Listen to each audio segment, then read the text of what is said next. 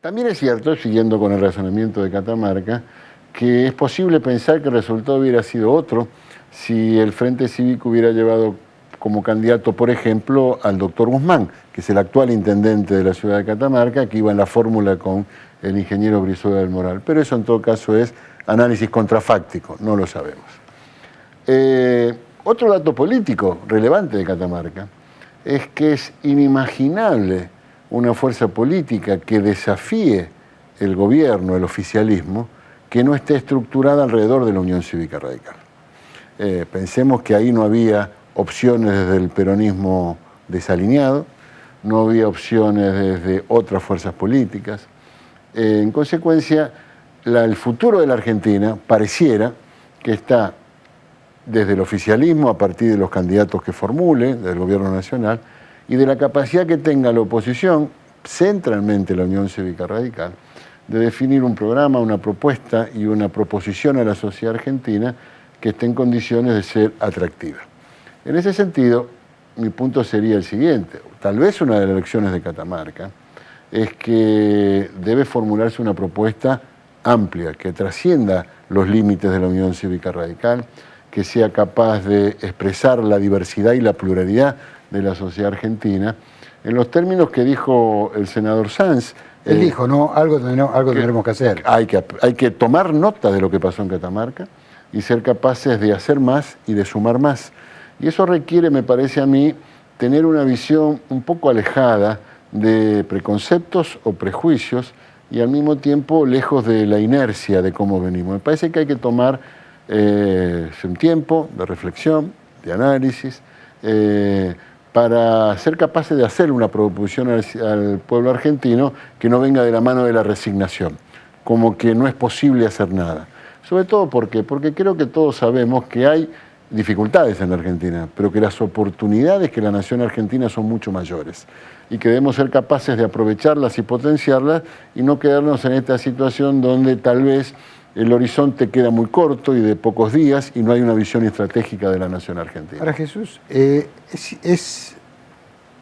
uno puede compartir tranquilamente, cómodamente el razonamiento. Ahora, si uno se pone en el lugar del hombre de a pie, ¿no? Uh-huh. Que puede estar más o menos conforme con el gobierno. Digo, sí.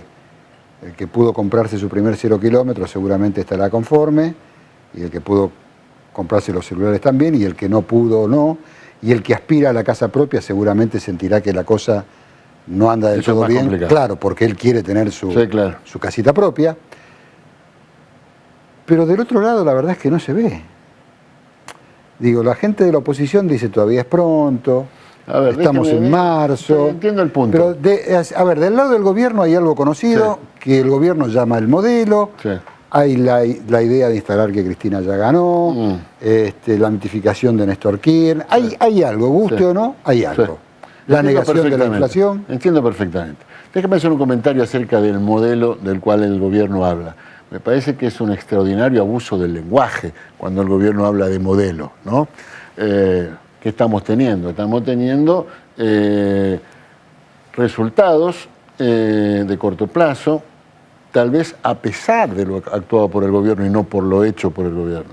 Porque bien mirado, usted va a convenir conmigo, que esas cosas que definieron en algún momento como rasgos distintivos el esquema de superávit comercial y de superávit fiscal, han prácticamente desaparecido, se han prácticamente licuado. Y eso conspira contra el futuro. Luego de decirle eso, me gustaría hacer un comentario ampliando lo que usted señalaba y luego voy a ir a la respuesta. Cuando aumenta el consumo como aumenta, alguien puede cambiar el celular, otro puede cambiar su heladera, otro comprarse un televisor, eventualmente un auto. Pero eso está demostrando dos cosas, me parece a mí. La primera es que eso obra como un defensor frente a la inflación, como una protección. La gente no ahorra. Que no ahorra y consume porque hay una evolución de precios que va en contra de sus salarios. Entonces hay crédito para consumo. Pero la pregunta es la siguiente: ¿estamos teniendo como sociedad inversión reproductiva de largo plazo, capaz de generar divisas, de crear puestos de trabajo? ¿O por el contrario, estamos viviendo un pequeño boom de consumo que no genera las condiciones de previsibilidad y de certidumbre para pensar en que eso se puede hacer sustentable en el mediano plazo?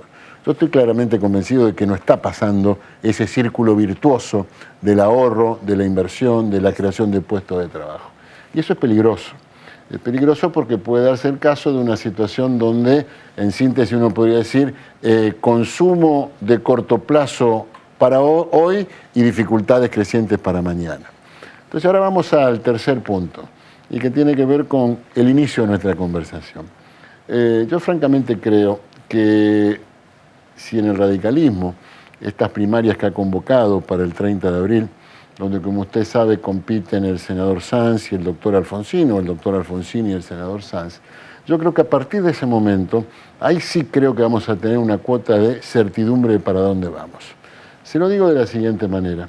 Yo francamente creo que la posibilidad de sustituir, no desalojar, sustituir cuando llegue la elección a este esquema oficialista, justicialista que nos está gobernando y que mostró su cara el último domingo en Catamarca con la aparición de Ramón Saadi y los dichos de la gobernadora Corpacci, necesita de una opción que sea conceptuada socialmente como sólida, como previsible y que provea gobernabilidad. Y en ese sentido creo que si el candidato que triunfa es en las elecciones primarias, que déjeme decirle pueden votar los afiliados radicales, pero también los ciudadanos independientes, es el senador Sanz, yo creo que vamos a estar en condiciones de hacer una convocatoria amplia, que exprese esa diversidad y pluralidad de la cual hablamos, que al mismo tiempo que ofrezca un camino de mediano plazo, esté en condiciones de ofrecer gobernabilidad. ¿Por qué? Porque está dispuesto, porque hay un dato de la realidad, mire, Iturri, el próximo gobierno, ninguna de las fuerzas políticas que compitan tendrá mayoría propia en ninguna de las dos cámaras. Entonces eso requiere, exige de los gobernantes, primero dar cuenta de eso. Y capacidad de negociación. Capacidad de reconocer la opinión del otro, voluntad de encontrar compromiso y acuerdo entre los distintos actores políticos, pero también capacidad de liderazgo. Liderazgo, pero para liderar los consensos. Y en ese sentido creo, francamente, que en mejor condiciones que está para ofrecer esa visión de la Argentina y esa capacidad de gestión de esa nueva situación es el senador Sanz. Inclusive, Jesús, para atraer a ex radicales que también parece que están haciendo campaña por su cuenta, con todo derecho. Hablo de Stolbizer, hablo de Carrió, que son ciertamente las más simbólicas. Y hablo también del socialismo. Del socialismo, y hablo de otras exactamente. fuerzas políticas que... Porque digo, si no, habría varios candidatos, ¿no? Bueno, está ciertamente. Entonces la pregunta es, ¿quién está en mejores condiciones de construir una coalición? Que sea competitiva. Ahí tendría que haber mucha grandeza para que la gente se empiece a bajar, ¿no? Bueno, que empiece a construir precisamente... porque la pregunta casi iría lo siguiente. Estamos en un momento de la Argentina, con esta situación internacional, con las dificultades que hablamos del caso de consecuencia de Japón, pero francamente muy propicia para la nación argentina. Entonces la pregunta es, ¿quién está en mejores condiciones de construir esas oportunidades, de formular ese liderazgo, de convocar a otros actores políticos y sociales, de generar condiciones de previsibilidad y de certidumbre? Y me parece que eso lo vamos a decidir el día 30 de abril. Yo trabajo convencido por la figura del senador Sanz, porque creo que tiene la experiencia, la trayectoria y la capacidad para llevarlo adelante. Y también es cierto, en honor a lo que usted dice, que bueno, el radicalismo y el peronismo, guste o no, son los únicos partidos que tienen estructura prácticamente nacional en todo el país, ¿no? Porque hay muchos partidos que prácticamente, y lamentablemente, porque sería bueno que hubiera más diversidad, se limitan a un par de personas y a un par de distritos. Claro, y eso con lo cual es difícil articular para ellos, pero ¿no? Esos son su punto es importante por dos cosas. Mire, primero, porque ofrecer una alternativa tiene que ser de envergadura y dimensión nacional. Y tiene que tener presencia territorial. El radicalismo fue capaz en la última elección de duplicar su contingente legislativo. Casi diría que la mitad de las ciudades capitales de provincia son gobernadas por la Unión Cívica Radical. Tiene casi 600 intendentes en todo el país. Hay una fuerza política con potencialidad, con experiencia y también con potencialidad. Y la otra cosa, cuando uno mira a los países vecinos, cuando uno mira a Uruguay, cuando uno mira a Chile, y se pregunta por qué si ellos también están en el Cono Sur y viven también las consecuencias de los efectos de las oportunidades y las dificultades internacionales, ¿por qué los resultados son mejores en ellos que en nosotros? Y la verdad entre otras cosas, casi para mí lo más decisivo, es porque ahí hay un Estado que funciona, ciudadanos que respetan las leyes, un sistema político existente, como en toda la democracia, con partidos políticos, y al mismo tiempo actores políticos con capacidad de acuerdo y compromiso, de diálogo. Sí, Uruguay ha sido una gran demostración. Demostración tremenda. Usted vio, Brasil mismo también. Y usted vio lo que es en Uruguay, el presidente Mujica ha convocado a la oposición a formar parte de los organismos de control, no solamente en una coalición amplia de gobierno, incorpora también a las fuerzas de oposición. Me parece que tenemos que aprender de eso. ¿Por qué? Porque este tiempo en el cual vivimos, donde estamos todos divididos, el oficialismo de la oposición, los del campo versus la industria, los asalariados versus los trabajadores en negro, los empresarios versus los obreros, el oficialismo, la oposición, el interior, el área metropolitana, tenemos que construir más puentes que paredes en la Argentina. Esta lógica divisiva permanente es peligrosísima. Hace falta hacer una síntesis de los argentinos que capitalice estas décadas de democracia, pero que no piense solamente para atrás, sino que mire para adelante. Bueno, ojalá podamos, porque quien quiera que sea que logre eso, seguramente permitirá que la Argentina sea un país bastante mejor que el que habitamos actualmente. Jesús Rodríguez, muchísimas gracias, y bueno, a medida que avance el calendario electoral, que ya ha tenido su punto de partida, seguramente lo vamos a volver a convocar.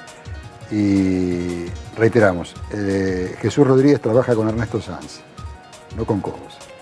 Nosotros nos vemos el miércoles que viene, como siempre, aquí en Metro. Chao.